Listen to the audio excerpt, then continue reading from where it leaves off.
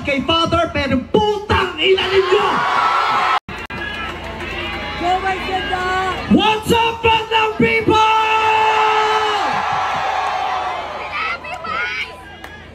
What's up?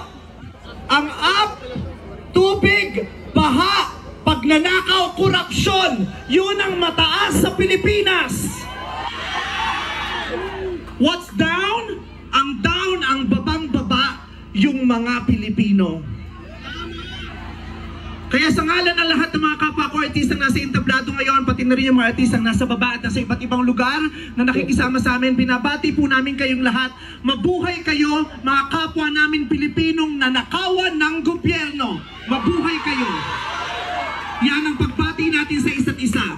At para sa lahat naman ng mga politiko at bahagi na ng gobyerno na nagnakaw sa atin, nagnanakaw sa atin, mga nakatingin habang may nagnanakaw sa atin, mga kasama ng mga nagnanakaw sa atin, mga alam na may nagnanakaw pero hindi nagsasalita, mga kasama ng mga nagnanakaw, mga nagtatago ng magnanakaw, isa lang ang gusto namin sabihin sa inyong lahat, patawad kay Father, pero putang ina ninyo! Kaputa-putahan ng mga putang ina nyo! Katatapos lang ng misa, pero Panginoon, patawarin nyo kami, pero totoo yan. Ito ang wika ng lahat ng mga Pilipinong ninakawan, putang ina nyo! Putang ina nyo! Putang ina nyo! Putang ina nyo! Putang ina nyo!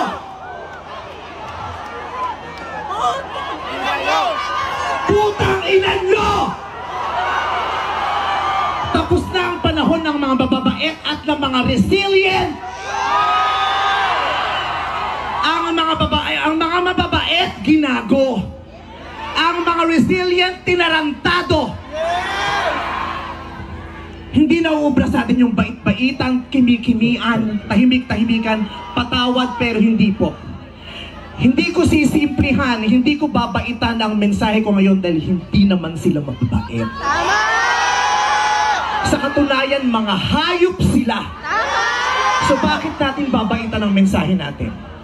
Hindi natin kakalmahan ang mga salita at kilos natin dahil deserve nila ang galit, ang pikon at poot ng mga nanakawang Pilipino. Hindi tayo pwedeng kumalma.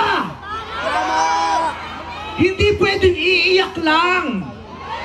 Hindi pwedeng magtitiis lang, hindi tayo kakalma. Hindi ko kayang maging magalang sa kanila dahil mga bastos sila. Mga salaula sila at mga baboy sila.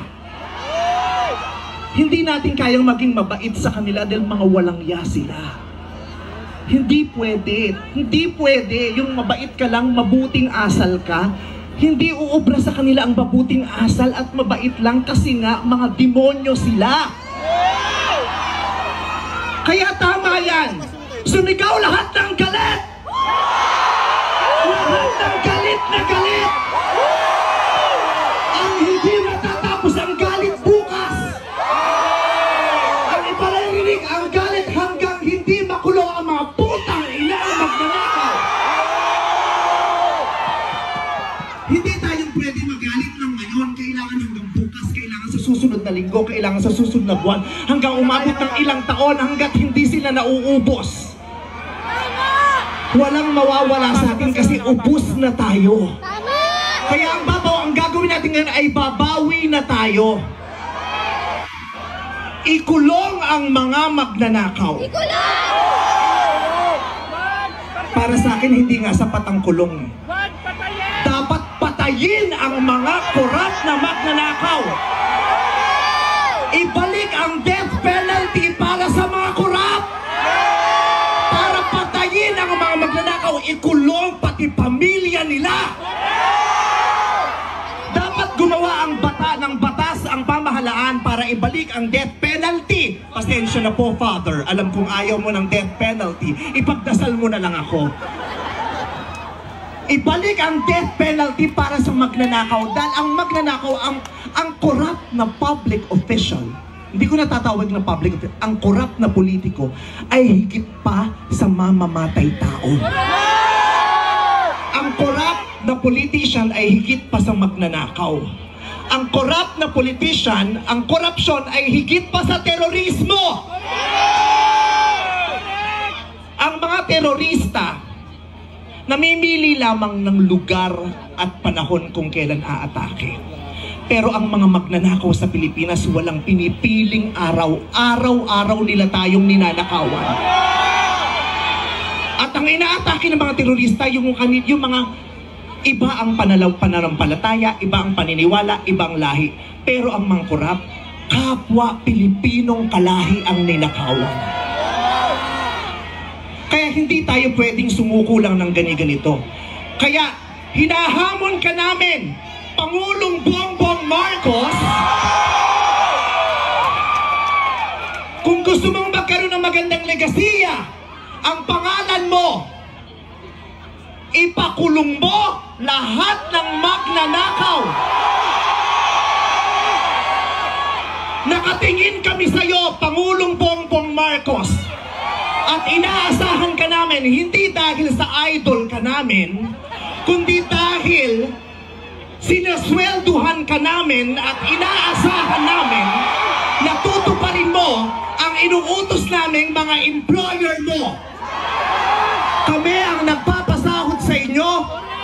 Tapos na ang panahon na natatakot tayo sa gobyerno. Takutin natin ang gobyerno dahil ang kapangyarihan nasa sa atin, wala sa kanila. Nakatingin kami sa inyo. Ipakulong lahat ipakulong. Bawiin ang mga ari-arian. Bawiin ang mga ari-arian. Pati atay, i-donate, ibigay ang atay. Pati mata, i-donate, walang ititira kasi nga hindi tayo pwedeng maawa dahil mga putang ina nila. Maraming salamat sa inyong lahat. Sasamahan namin kayo hanggang mamaya. Isa pa, putang ina nyo! Father, I Sobra na! Tama na!